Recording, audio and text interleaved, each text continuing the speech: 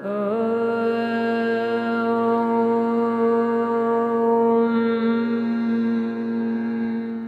महिलाएं गायत्री मंत्र का जप कर सकती हैं, हाँ या नहीं? गायत्री ब्राह्मण की मूल है और यज्ञोपवीत संस्कार वाला व्यक्ति ही गायत्री का जप कर सकता है।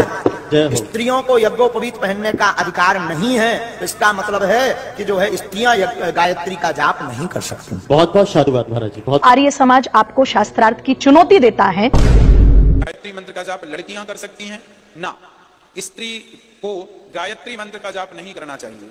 फिर कौन सा मंत्र जपें? आप श्री राम जय राम जपो, श्री कृष्ण गोविंद हरे मुरारी जपो, श्री कृष्ण जपो, श्री राम जपो, जय श्रीमन्नारायण जपो। एक बार इस विषय पर शास्त्रार्थ करें। अगर हम ज्ञानी लोगों की बात माने, अगर हम वेदों की बात माने, तो माताओं को गायत्री का पाठ नहीं करना चाहिए। इसलिए माता बहनों को कहा गया कि आप और मंत्र जो हैं आपके गुरु के द्वारा आपको प्राप्त हैं, तो उस बड़ी स्थिति में जाने की आवश्यकता नहीं है। आपको चाहिए कि आप गुरु के मंत्र को ही जापें जो आपके गुरु जी ने दिया। तो जो भी उस शास्त्रार्थ में हार जाए वो उसी की विचारधारा को स्वीकार कर ले। भारत देश एक संस्कृति प्रधान देश है और कहा जाता है कि सा प्रथमा विश्ववाराह संस्कृति। जो हमारा वैदिक सनातन धर्म है यही उस संस्कृति से जुड़ा हुआ है जो प्रथम है। सभ्यताएं अनेक हो सकती हैं लेकिन संस्कृति केवल एक ही होती है और वह है सत्य सनातन वैदिक धर्म संस्कृति। जिस वैदिक धर्म संस्कृति की मान्यता को मानने में इस भारतवर्ष की भूमि पर समय समय पर अनेक ऋषियों ने, संतों ने, महात्माओं ने, विद्वज्जनों ने जन्म लिया है और अपने आत्मबल के आधार पर इस वैदिक संस्कृति का विस्तार किया है। उसी में एक नाम आता है आदि गुरु शंकराचार्य का।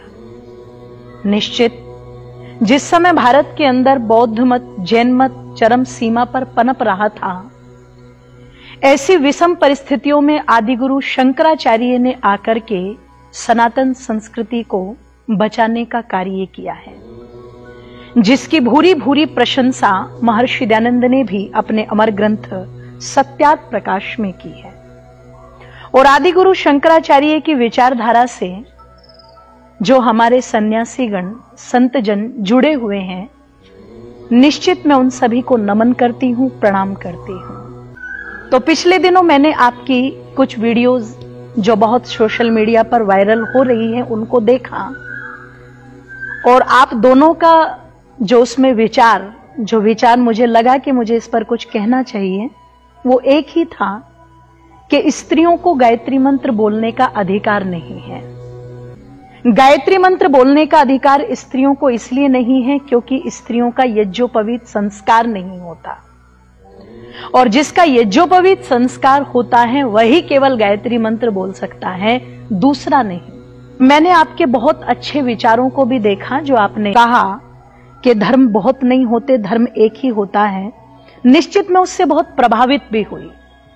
बस मैं आप तो विनम्रता पूर्वक मैं आपसे केवल इतना पूछना चाहती हूं कि आपने जिस यज्ञोपवीत संस्कार की बात की है, सर्वप्रथम तो मंत्र आता है यज्ञोपवीतम परमं पवित्रम प्रजापतेर्यत् सहजम पुरस्तात् आयुष्यमग्रम प्रतिमुंच शुभ्रम यज्ञोपवीतम बलमस्तु तेजः।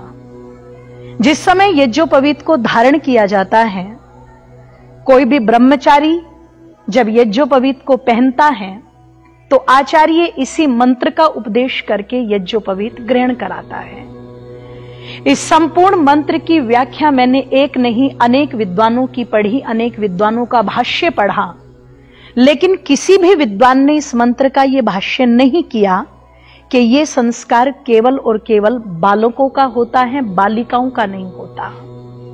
यज्ञोपवीत हमारी वैदिक संस्कृति का धार्मिक चिन्ह जो 3 धागों में बंधा हुआ है, मातृऋण, पितृऋण और देव ऋण की मर्यादा को हमें बताता है। तो मेरा प्रश्न आपसे सर्वप्रथम तो यह है कि मातृऋण क्या केवल पुरुषों के ऊपर होता है, महिलाओं के ऊपर नहीं होता? पितृऋण क्या केवल पुरुषों के ऊपर होता है, महिलाओं के ऊपर नहीं होता? और देव ऋण क्या केवल पुरुषों के ऊपर होता है, महिलाओं के ऊपर नहीं होता? सर्वप्रथम इस शंका का समाधान आप अवश्य करें और मंचों से करें।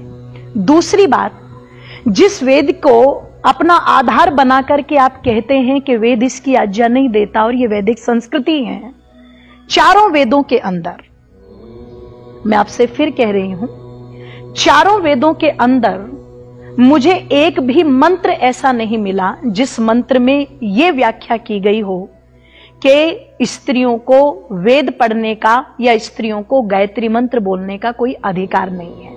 हां, ऐसे मंत्र अनेक मिले, यथेमाम वाचम कल्याणी मावदानी जन एभ्या, कि परमात्मा ने अपनी ये जो पवित्र पावन कल्याणमयी वाणी है ये संपूर्ण प्राणी मात्र के लिए दी है। वेद पढ़ने का अधिकार केवल किसी एक वर्ग को नहीं, अपितु परमात्मा की वाणी सबके लिए है और जो चाहे वह पढ़ सकता है। यह अधिकार परमात्मा ने सर्व सुरक्षित किया। फिर आप कैसे कह सकते हैं कि परमात्मा अपने पुत्रों को अधिकार दे और अपनी पुत्रियों को अधिकार न दे? क्या परमात्मा अन्यायकारी है? आप जिस गायत्री मंत्र की बात करते हैं, गायत्री तो एक छंद है और केवल यही मंत्र नहीं, अपितु बहुत सारे मंत्र इस छंद में आए हैं, तो उन मंत्रों को भी पढ़ते हैं, तो फिर गायत्री मंत्र को पढ़ने में क्या परेशानी है? और मैं बड़ी विनम्रता पूर्वक आपसे यह कहना चाहूंगी कि जिस गायत्री मंत्र को हम पढ़ते हैं, धियो यो नः प्रचोदयात्, परमात्मा से सद्बुद्धि की कामना इस मंत्र में की गई है। यदि परमात्मा ये मंत्र पढ़ने का अधिकार स्त्रियों को न देता तो स्त्रियों को बुद्धि देकर के क्यों भेजता? यदि परमात्मा ने कोई पक्षपात नहीं किया तो हम और आप कौन होते हैं परमात्मा की व्यवस्था में पक्षपात करने वाले? मैं बहुत छोटी हूं, पर फिर भी आत्मिक बल के आधार पर और ऋषियों की मान्यताओं के आधार पर इतना कहना जरूर चाहूंगी, यदि आप इस शंका का समाधान मंच से कर सके तो करें, नहीं तो आर्य समाज आपको शास्त्रार्थ की चुनौती देता है।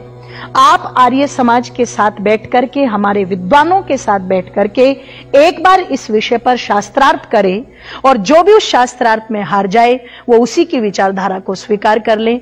मैं अंजलि आर्या आपसे निवेदन करूंगी, मेरी बातें जब भी आप तक पहुंचे आप इसका उत्तर अवश्य दें। बहुत बहुत धन्यवाद। प्रणाम।